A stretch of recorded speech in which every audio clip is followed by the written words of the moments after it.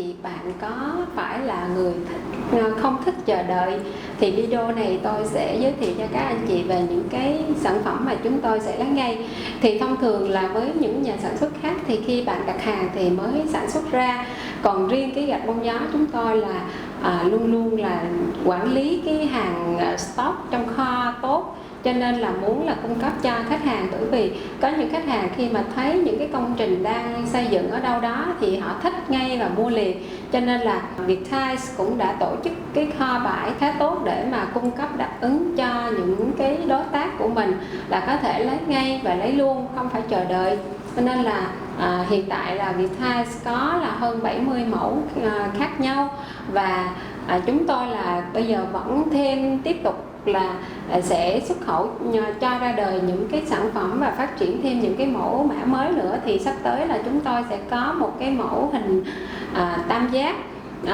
khổ lớn với kích thước là 290 x 290 và đa dạng để cho khách yêu cầu sẽ lựa chọn là nếu như lấy là có liền.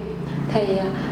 đã đồng hành với những cái công ty là ở Mỹ hoặc là ở Nhật, và rất là nhiều ngày nay là rất là nhiều người muốn cái không gian thông thoáng và thân thiện hơn thì đã sử dụng chọn lựa vật liệu không nung là sản phẩm gạch bông gió và gạch bông của Viettiles. Thì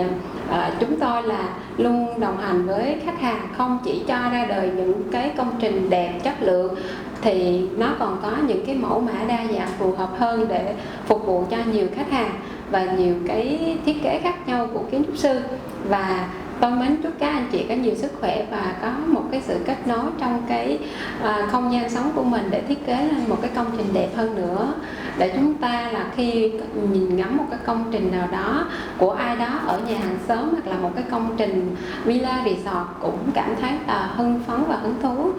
và có nhiều điều thú vị cho mỗi công trình. Cảm ơn các anh chị đã lắng nghe, và nhớ là mỗi công trình của mình nên thiết kế cùng cây xanh để tạo thêm sinh khí cho không gian sống của mình nhé. Cảm ơn các anh chị đã lắng nghe.